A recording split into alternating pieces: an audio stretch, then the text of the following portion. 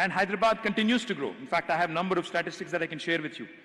Hyderabad has been the best performing residential market in 2021 with growth in sales by 142% year on year to 24,312 units. Hyderabad is the only city among 8 Indian cities, 8 Indian metros, as per the study done by Knight Frank, which has not had a single year of price decline since 2014. Hyderabad, in fact, as per ANAROC report, remains the most affordable residential market among the top 7 metros with an average rate of 4,450 per square feet. As per Cushman and Wakefield report, Hyderabad has topped the leasing in IT and ITES space by grabbing 36% of the total lease among metro cities. I can go on and on about how well the city has done because of the enabling government policies, reduction in corruption, affordability, quality of living, and a bunch of other things. But I'll not bore you with that. I can tell you a couple of things about what this city also has to offer. Because if you are familiar with the city of Hyderabad, which I'm sure most of you here are, it is a city that combines the old world charm because it's a 430 plus year old city. It's a city that combines the old world charm and a new age vibrancy. If you go to the financial district or the knowledge city, in the night, you actually feel like it's a mini Singapore. And I'm not just saying this because I've had so many of my friends tell me that you're not marketing your city enough. You're not showcasing it to the investors enough. I've had many people tell me that. It's a blend of, the old world charm, like I said, and the new age vibrancy. It's also a blend of a lot of cultures. It's a blend of history, culture, heritage. Madhu Watery, a renowned architect, in her book, A Guide to the Heritage of Hyderabad, wrote, she writes, I quote, "The architecture of any region is mainly the result of the culture and the geography of that region. Over a period of time, as people move from one place to another to fulfill their physical and spiritual needs, their culture travels with them, and so does its architecture. So does the architecture. Thus, cities which were the center of power become melting pots of different cultures and different types of architecture. Hyderabad is one fine example of such a city with its remarkable mix of different cultures and architectural styles." End quote. The city's blended architecture has produced some of the world-renowned buildings and structures, right from the Kakatiyas, who've built several thousands of temples and dug mammoth tanks and lakes, to the Qutub Shahi rulers who have laid foundations to the modern-day Hyderabad. Many historians say that Hyderabad city was constructed on a grid plan inspired by the city of Isfahan, considered as a heaven on earth. Interestingly, Hyderabad's twin, the Secunderabad city, has modern English town architecture as it was home to a military cantonment of the British. Dr. M.A. Naeem, a noted historian from Hyderabad, in his well-researched book, The Splendor of Hyderabad, recounts that there are 20 distinct architectural styles in Hyderabad city itself, starting from the Hindu temple architecture to Indo-Egyptian.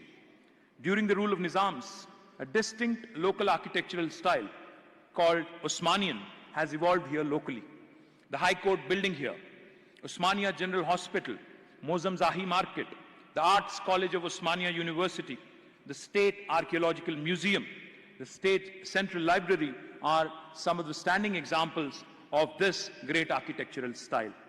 The city of Hyderabad and also the state of Telangana have some of the most exquisite pieces of architecture, starting from stepwells to palaces, from bridges to tombs. In fact, I know Mr. Yashwant Ramamurthy, a renowned architect from the city, also has been doing a lot of amazing work on the stepwells and the revival of them. My compliments to him and his team as well. One of the most important aspects, important facets of the statehood movement for Telangana was the cultural renaissance.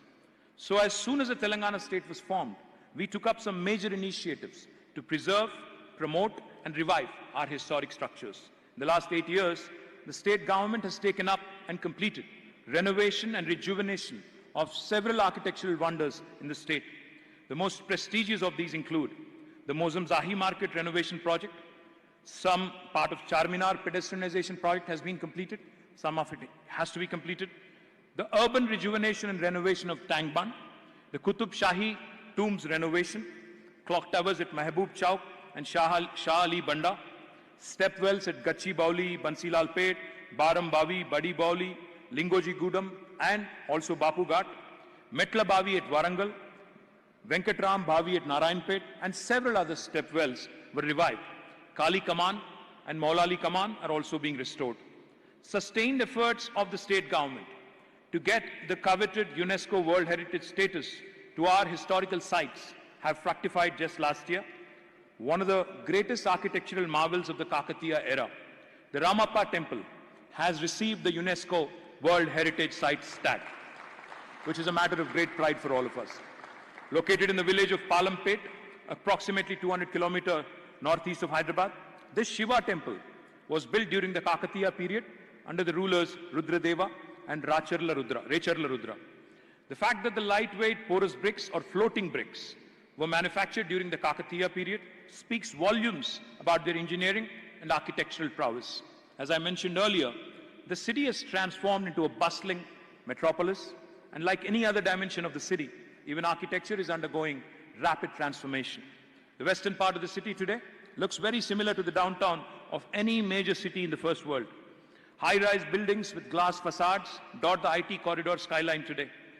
While private developers choose their own architectural and design components, we from the government of Telangana are ensuring that our new buildings and other structures built by the government have both modern and traditional architectural elements. We are ensuring that while the structures that we build are aesthetically appealing, they are also energy efficient and follow the modern green building norms too. If you look at our T-Hub Phase 2 building, you can look at our image tower, which is upcoming. You can also look at our police command control center, which is very, very unique again. And I can go on. There's a huge list of names that the government itself has invested in, which have this kind of an appeal. The new Secretariat building, which the government of Telangana is currently building, also depicts, the design also depicts the Deccan Kakatiya architecture and culture expressing Telangana's quintessence. It follows all the Indian Green Building Council norms, meets the stipulations of fire safety, disaster management, and other mandatory regulations. The Durgam Cheruvu cable bridge happens to be India's longest extra-dose cable stayed bridge. When our engineers wanted to build a normal bridge, concrete bridge, on that iconic lake, we deliberately, intentionally decided to build an iconic bridge that will become a symbol for New Hyderabad. Today, this bridge has become a huge attraction to both locals and some tourists as well. We're also incorporating several traditional Indian and Western design concepts in the proposed 15 new bridges that are coming up on River Musi. The 400-plus-year-old city of Hyderabad, with its unique style of architecture, is a wonderful source of remarkable stories and legend. I wish that the delegates attending this 3-day conference will have a meaningful discussion resulting in fruitful outcomes. I also hope and wish that you get to spend some time in my city, actually going out, looking at all the structures that I've just mentioned, also enjoying the famous Hyderabadi biryani, and I also hope that you will be charmed by the architecture and the unique character of my city. Please don't forget to pass on your suggestions, feedback, and please also don't forget to collaborate with us and partner with us, because we are a city that is open to designers, that is open to ideas. We are a city that is open to innovation. We are setting up an urban center of excellence. In fact, the Indian Institute of Architects chapter, Hyderabad chapter, Telangana chapter, has asked me for a piece of land, to set up their own campus. I am offering it to them on the Center for Urban Excellence, on the same location. So that we can co-locate and co-invent and partner in the growth story. The other thing I will also point out, there's plenty of other opportunities to collaborate and partner with the government of Telangana, and I request the local chapter to meet with us so that we can actually take these discussions forward. Once again, thank you very much for having me. Jai Telangana, Jai Hind.